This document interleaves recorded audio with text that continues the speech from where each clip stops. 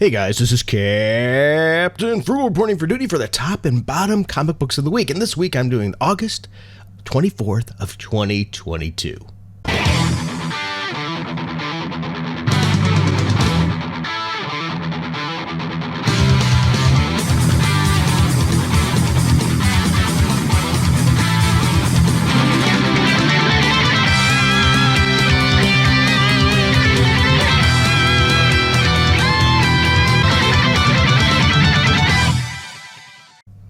Alright guys, now that we're jumping right into this, for those of you that are new to the channel, this is my top and bottom three. Yours may differ. This is only based on the comics that I have read this week. I don't have time to read every one, or the money to read every single one. That would cost a ton, but these are the ones I picked. I don't pick any in particular that I think are going to be bad.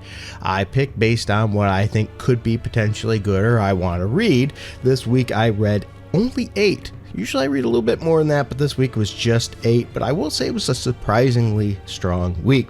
So let's jump right into it. Let's first start with my bottom 3, and then I'm going to go with my 3 that I think you should read for sure. So my number 3 at the bottom, and that doesn't always, by the way, mean that it's bad. It just means it was out of what I've read. And this was Avengers Forever number 8. Once again, that's Avengers Forever number 8. I gave it a 7.1 out of 10. In this issue, we had Thor. He was training, getting the Iron Fist training, as you will, but he wasn't going to be trained for being an Iron Fist. It was sort of interesting. It starts with an Elseworlds Thor that is not worthy of the hammer. We've seen that a dozen times, but this time the hammer is following around. It's almost like it's taunting him, and so that was interesting. But then when he gets the opportunity to be trained and get special training, he decides to take it, and it gives a new, unexpected twist. I actually really enjoyed this issue, which says a lot considering I have not been a fan of this alternate take, if you will. I just don't care for it. This particular Avengers concept where we're going into the past, all that, but they did the spin-off with Avengers Forever. And this one's been somewhat pretty decent. I've been enjoying it, these takes on these characters, so I enjoyed this issue. And so, you know what? Not a bad start. 7.1 for the lower ones.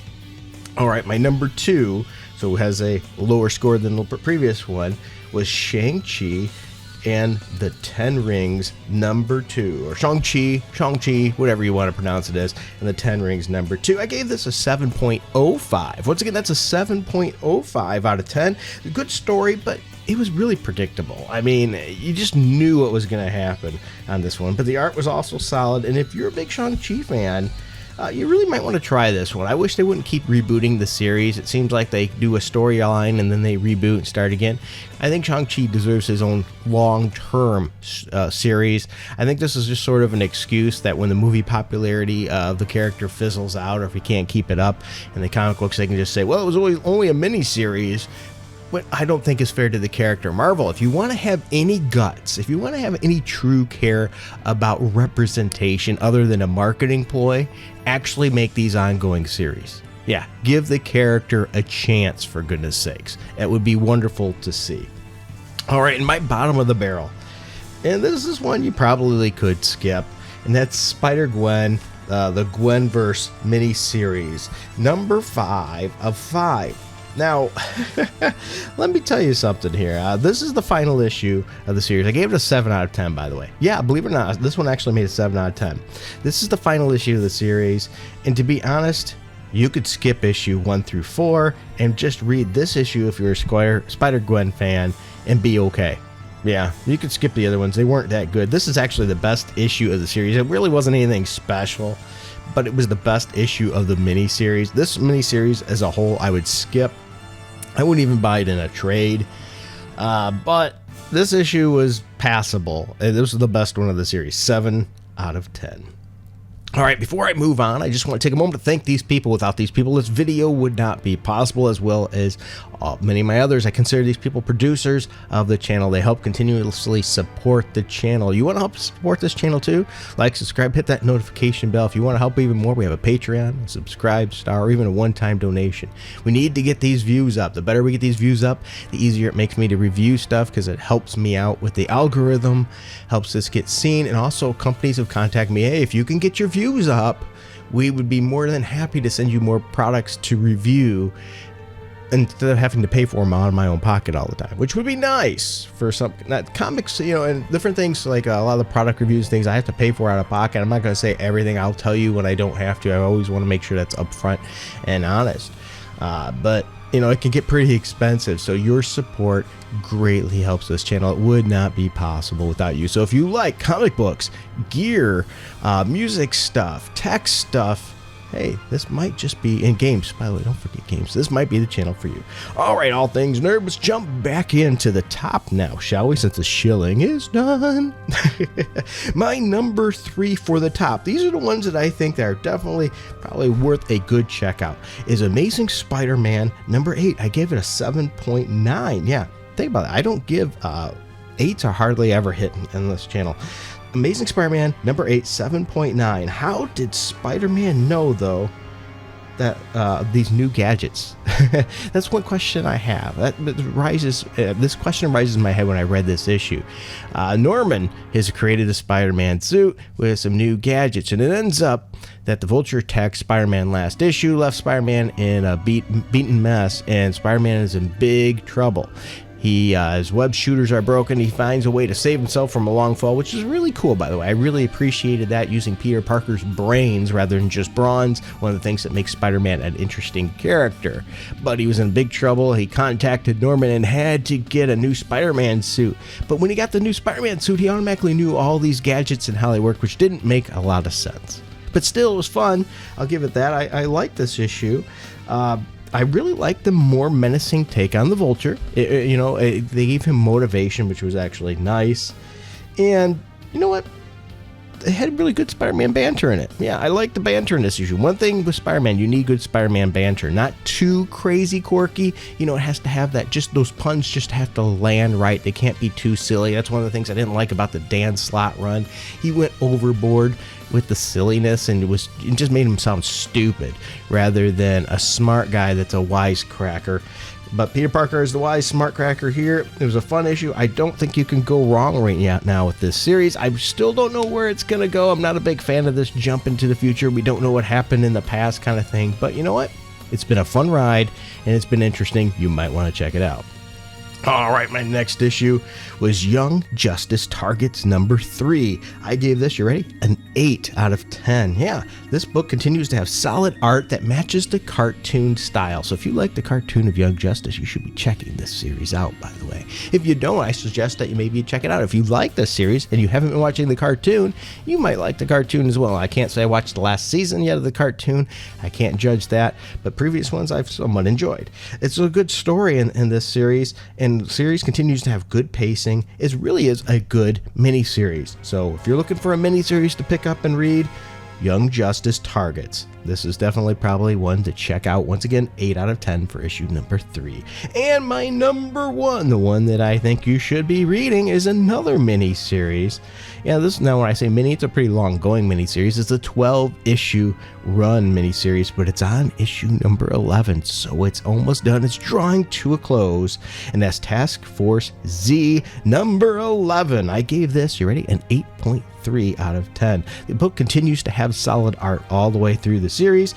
I think that Jason Todd really needs his own ongoing series. I know they've given him a few with cast, working with him in the past. I like them, and then there's sometimes I don't like it when they go a little too mystical in the sword play with him. I like him a little more grassroots and grounded, but I've always liked the character, his attitude, how he's different than the rest of the Bat family, but yet aligned with the Bat family. Just they have that odd relationship, and that keeps it fun. But this series, we also have that, but he carries this series. We also see Harvey Dent in an interesting way as well. Solid dialogue in this issue. Very good. Solid dialogue. And I will say it's demented at times, but yet funny. Yeah. And they take a lot of low-list characters and make them interesting, which I really do appreciate. Once again, a really good story. I don't think you can go wrong here. Pick up this whole series, Task Force Z number 11. I gave it an 8.3 out of 10. There's only one issue left, so let's give this book some love. Now, if you notice there's 6 issues, and I read 8. That meant there was 2 issues that did not make it on the list, so I'm going to go over those 2 for you, just so you know what didn't make it, because, yeah, that's what I do. That doesn't mean they're bad. They just fell in the middle. One was Robin number 11. This is the final issue of the series. I think the cover was simple but effective. And, you know, I really like the character Lord Deathman. For some reason, I just enjoy that character. But once again, this is a final issue. So if you haven't been picking it up, this Robin series is one you probably should go and get. There's only 17 issues in the whole thing. You'll have it complete. It's been a fun ride. It does continue the story, though, in a Batman vs. Robin mini-series that's coming up next. I gave this book, Robin number 17, a 7.8 out of 10. So once again, it was strong. It just didn't quite make it to the list. Move my papers here so I can get my next one. My next one that didn't make the list was also another strong showing. That was Captain America Symbol of Truth number 4. I gave this issue a 7.2 out of 10. I always like it when Crossbones is written well. And you know what? Lately we've been seeing a lot of bad written Crossbones by Marvel, but this one gave him that menacing and dangerous appeal. He doesn't just stand there and you know, tell all the plans and all that. This guy is ruthless, and I like it when they do that, and they do a good job of showing his fighting skills. But another thing I really do like about this issue, it was nice seeing Sam Wilson, Captain America, this version of Captain America, even though I prefer him as Falcon, he used his Falcon powers, one of the things that makes him cool. Yeah, who would have thought? He used his Falcon power. It only took 4 issues, and he hasn't used his Falcon ability in a while. And if you're not familiar, he has the ability to sort of like talk to the Falcon birds, and they will help him out, sort of like Aquaman of the Sky. Aquaman of the Sky. Yeah, there's a way of thinking about it. But I think this, once again, I think Sam Wilson should be the Falcon. They have an opportunity. They used him to promote it. Why does he have to be another Captain America? They could have still given him a red, white, and blue outfit. They could have given him a shield to still call him the Falcon. Hello, he's a cool character. Don't take away from him by giving him the name of somebody else that's still around. The only reason Marvel does this, and hear me out, this is true. The only reason Marvel does this is because it gains attraction because of the name in the public, because they know it creates shock value.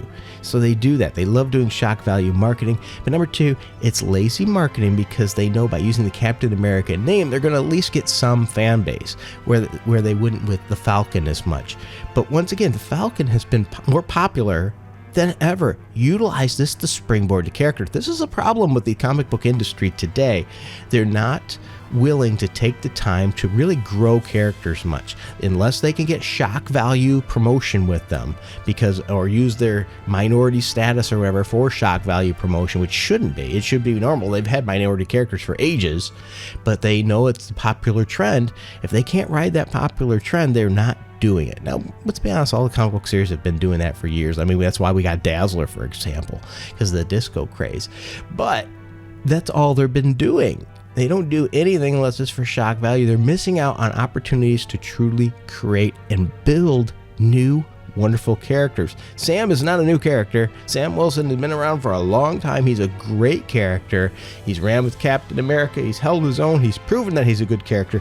Let him fly. Let him soar as the Falcon. But anyway, looking forward to the next issue of this Captain America Symbol of Truth series, because here we go. It looks like we're going to have Sam Falcon fighting Black Panther, and that just seems like it's going to be pretty cool. I'd like to see those two throw down. Well, that's my thoughts anyway. So thank you for sticking with me, hearing me rant. I appreciate it. Those are my thoughts, not yours. Go ahead and let me know. What did I miss? What should I have read? Why am I wrong? And maybe if you agree. Thank you for your time. I greatly appreciate it. And until next time, keep it frugal.